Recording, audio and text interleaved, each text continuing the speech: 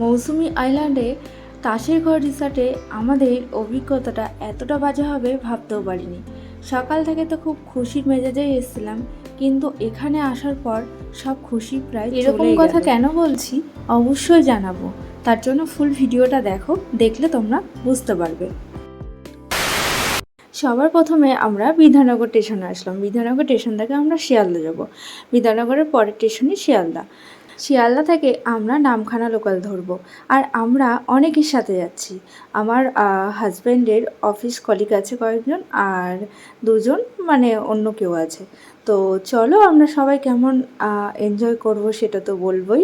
আর আমরা এখন ওয়েট করছি শিয়ালদা স্টেশনে নামখানা লোকালের জন্য। আমরা এখন শিয়ালদা স্টেশনে, আর এই যে আমাদের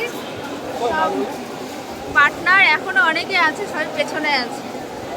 প্রথমে ভাবছিলাম ট্রেনে হয়তো একদম জায়গা পাবো না, এতগুলো লোক কোথায় কিভাবে বসবো। তারপরে যাই হোক বসার জায়গা পেয়েছি। নামখানা লোকালে উঠে গেছি আমরা। নামখানা দিয়ে নামবো। আমার সাথে অ্যাড নেই।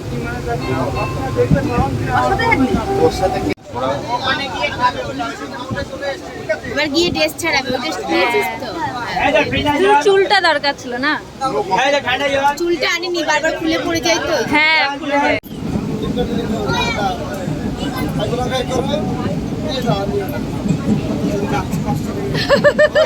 বরগুলোকে মুড়ি বানায়। পেছনে ফুলে খাবে না?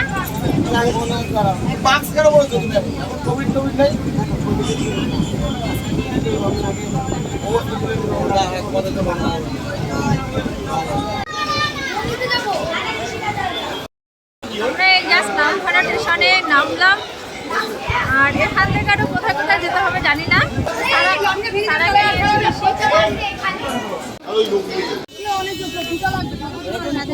হ্যাঁ ওটাই বলছি, কি সুন্দর।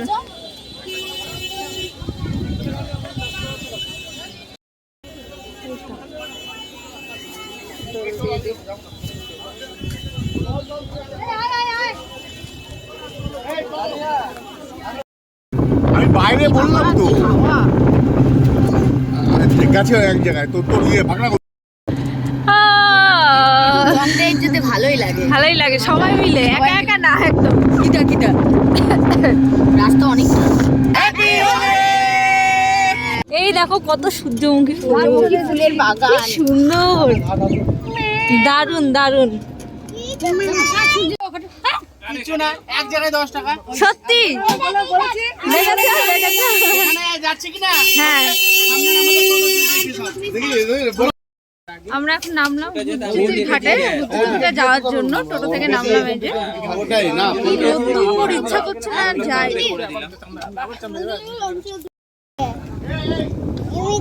আমরা এবার নৌকাতে উঠছি, তাই না?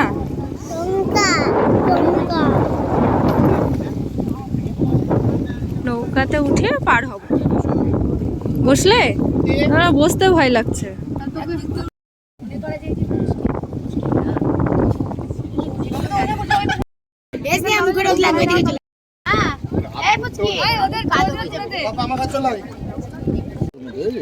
ওই যে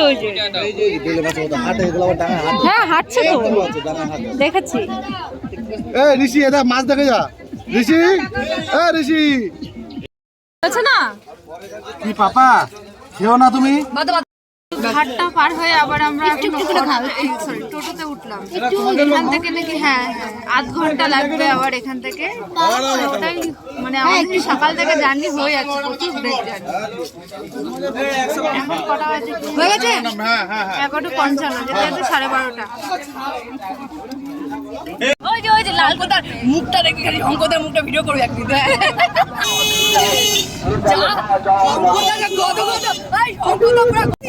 लगता है बहुत ही याराना। अच्छा হাসে নাকি? আমি ইয়ারানা বলছি, ওরাও হাসছে।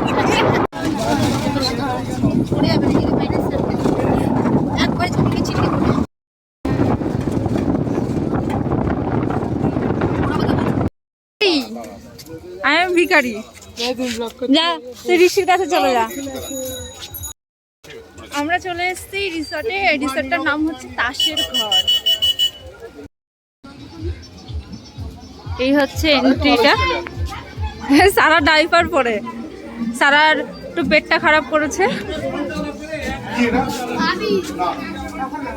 এখন না দাদা, বিয়ারের বোতল দিয়ে দেখো কি করেছে। সুন্দর পার্ক। হ্যাঁ, এই বিয়ারের বোতল দিয়ে দেখো সাজিয়েছে। মিশাইছে ডাবের জল। এখানে আসার পরে আমাদের ওয়েলকাম ড্রিঙ্ক হিসাবে দিয়েছিল ডাবের জল। হ্যাঁ, এটা ভালো ছিল।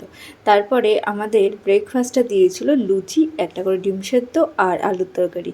এই পর্যন্ত মোটামুটি সার্ভিসটা বেশ ভালোই ছিল, খারাপ বলা যায় না। তারপরে শুরু হয়েছিল আস্তে আস্তে এনাদের ব্যবহারটা, যতটা টাইম আর কি গেল তারপরে বুঝতে পারলাম যে এই পরিবেশটা আমাদের জন্য একদমই না, বিশেষ করে কোনো ফ্যামিলির জন্য না, একদমই ভালো পরিবেশ নয়।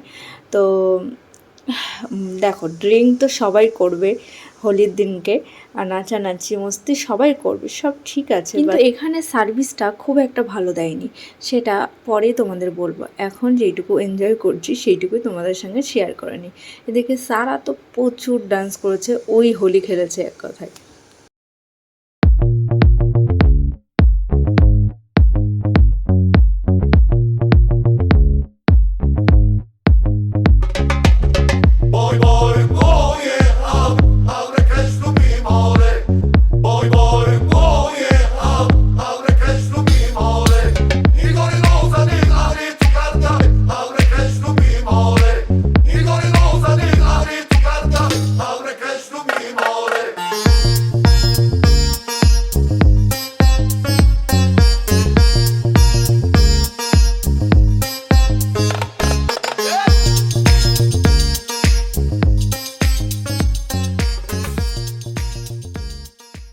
আমাদের হোলি খেলা তো চলছেই, তারপরে আমরা একটু সমুদ্রের পাড়ে আসলাম, আর এটা তো সমুদ্রের সঙ্গেই লাগানো রিসর্টগুলো।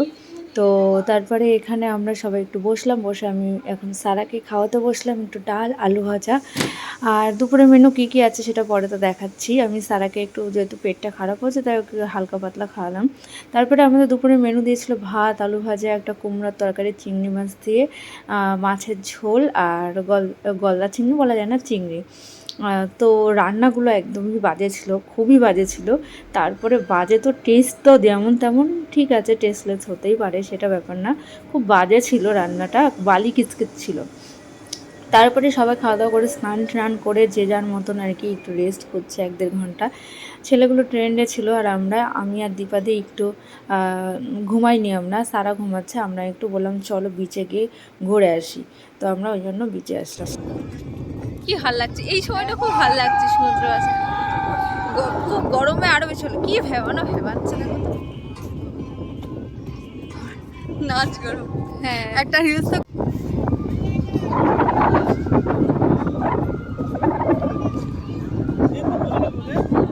2,000 years later. এখন হচ্ছে সন্ধ্যা, আর চারিদিকে লাইটগুলো জ্বলাতে বেশ ভালোই লাগছিল দেখতে। কিন্তু তারপরে এত ঝড় বৃষ্টি আসলো, আর এখানের খাবারের দামগুলো এতটাই বেশি বলার বাইরে। এই রিসর্টে আমরা একটা ডিমের অমলেট নিয়েছিলাম দুপুরবেলা, সেটার দাম নিয়েছে নাকি 90 টাকা। আমরা যখন লাস্ট হিসাব করি তখন দামগুলো জানতে পারি, খাওয়ার সময় তো জানতে পারিনি যে এইরকম হবে একটা ডিমের অমলেট বা কত হতে পারে।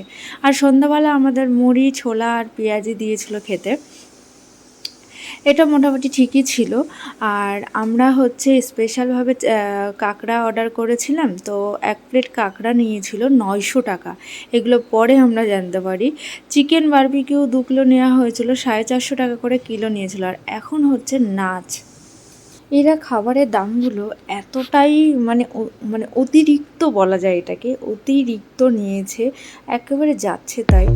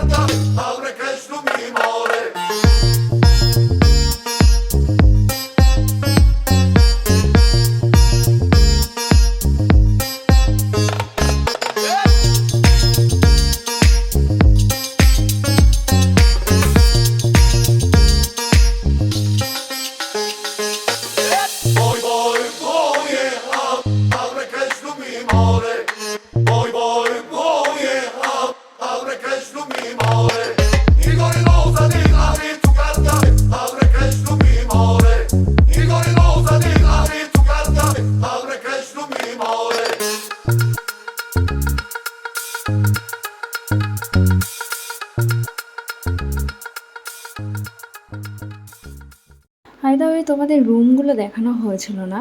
এই হচ্ছে রুম। একটা রুমে আমরা ওই দুটো রুম নেওয়া হয়েছিল আমাদের। মেয়েরা সব রুমগুলো ছিলাম, ছেলেগুলো ট্রেন্ডে থাকার কথা ছিল। যাই হোক, রুমগুলো মানে বেডশিট টেডশিট তো খুবই নোংরা ছিল। আমরা আসার পর দেখি নোংরাই আর কি, পরিষ্কার না।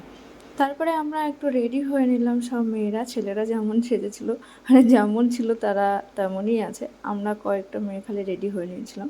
এখানে দেখলাম আমাদের জন্য বারবিকিউটা হচ্ছে রেডি।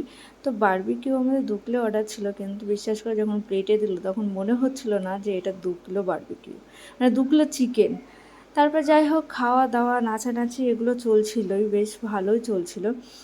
আবার একটু সমুদ্রতে আসলাম, যেহেতু সমুদ্রের সঙ্গেই লাগানো, বেশ ভালো লাগছিল বাইরে থেকে লাইটটা দেখতে।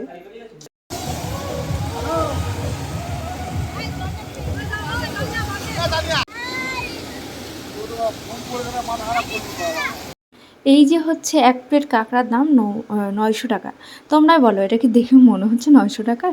আর এইটা কি 500 অন্তত মনে হচ্ছে কি মাংস? এখানে আছে 2 কিলো মাংস নাকি, এই 1 প্লেট আর একটা প্লেটও দেখাচ্ছে তোমাদের। এমনি বারবিকিউটা টেস্ট হয়েছিল, কিন্তু আমাদের মনে হচ্ছিলো কোয়ান্টিটিটা অনেকটাই কম দিয়েছিল। এই হচ্ছে নাকি 2 কিলো চিকেন। একদমই কারোর মনে হয়নি এটা 2 কিলো চিকেন।